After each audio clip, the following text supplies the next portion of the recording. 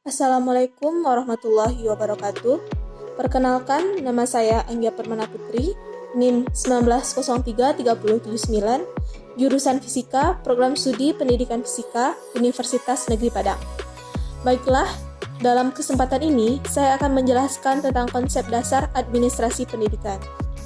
Secara etimologi, administrasi dibagi menjadi dua kata. Yang pertama yaitu ad, yang artinya intensif. Yang kedua, minister, artinya melayani, membantu, dan memenuhi. Jadi, pengertian administrasi yaitu melayani dengan intensif. Selanjutnya, pengertian administrasi secara bahasa. Administrasi adalah suatu proses mengelola sumber daya 7M tambah 1I untuk mencapai tujuan secara efektif dan efisien, di mana 7M dan 1I itu meliputi man, money, methods, machine, marketing, material, and minute, plus information.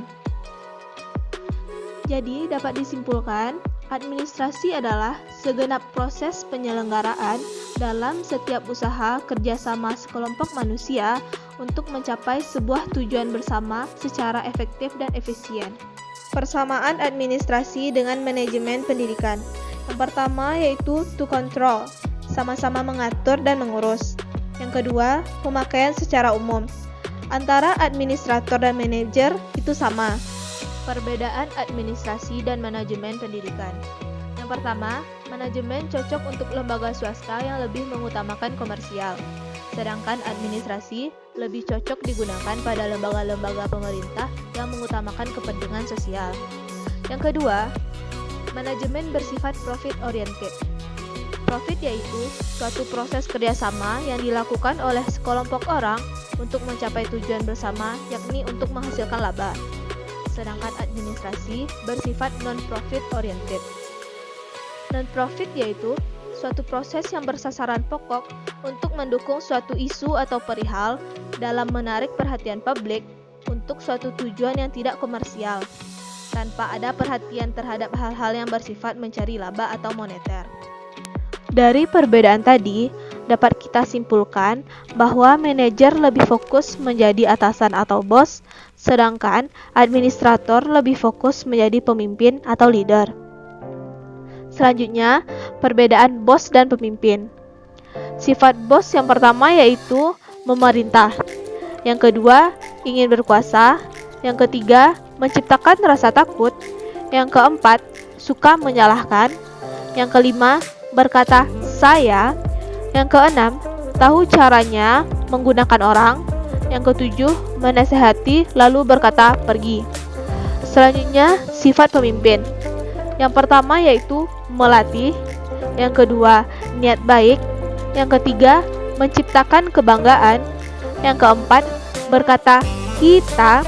Yang kelima, memecahkan masalah. Yang keenam, menunjukkan caranya. Yang ketujuh, melayani orang.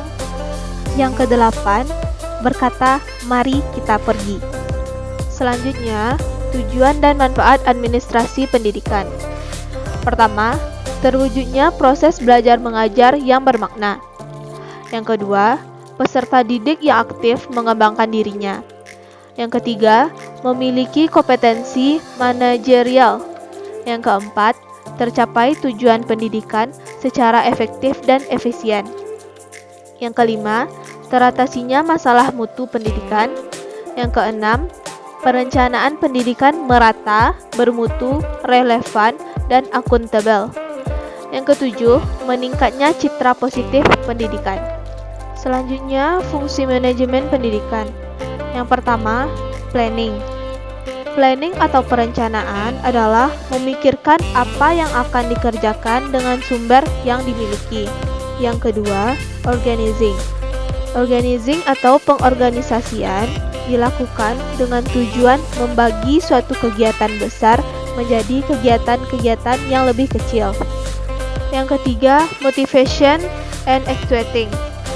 Motivasi dan pelaksanaan adalah suatu tindakan untuk mengusahakan agar semua anggota kelompok berusaha untuk mencapai sasaran sesuai dengan perencanaan manajerial dan usaha.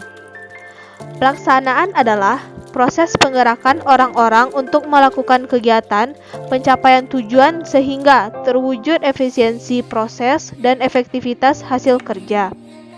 Yang keempat yaitu controlling. Controlling atau pengendalian adalah suatu aktivitas menilai kinerja berdasarkan standar yang telah dibuat untuk kemudian dibuat perubahan atau perbaikan jika diperlukan. Selanjutnya, profesi. Pengertian profesi terbagi dua, yaitu secara etimologi dan secara terminologi. Yang pertama, secara etimologi, yaitu profesi dalam bahasa Inggris disebut profession dan dalam bahasa Latin disebut profecus, yang artinya mengakui, adanya pengakuan, menyatakan mampu, ahli dalam melakukan suatu pekerjaan. Sedangkan secara terminologi, profesi yaitu suatu pekerjaan yang mempersyaratkan pendidikan tinggi sebagai pelakunya yang ditekankan pada pekerjaan mental, yaitu adanya persyaratan pengetahuan teoritis sebagai instrumen untuk melakukan perbuatan praktis, bukan pekerjaan manual. Secara umum, profesi adalah pekerjaan yang membutuhkan pengetahuan atau keterampilan khusus, sehingga orang yang memiliki pekerjaan tersebut harus mengikuti beberapa pelatihan agar dapat melaksanakan pekerjaannya dengan baik. Tetapi, tidak semua pekerjaan dapat dikatakan profesi. Selanjutnya, ciri-ciri profesi. Yang pertama, memiliki fungsi dan signifikansi sosial. Yang kedua, menuntut keterampilan tertentu. Yang ketiga, didukung oleh suatu disiplin ilmu tertentu. Yang keempat, ada kode etik sebagai pedoman perilaku. Yang kelima, memperoleh imbalan finansial atau material. Baiklah, sekian penjelasan dari saya. Mohon maaf atas kesalahan dan kekurangan. Terima kasih atas perhatiannya dan semoga video ini bermanfaat bagi kita semua. Saya akhiri, wassalamualaikum warahmatullahi wabarakatuh.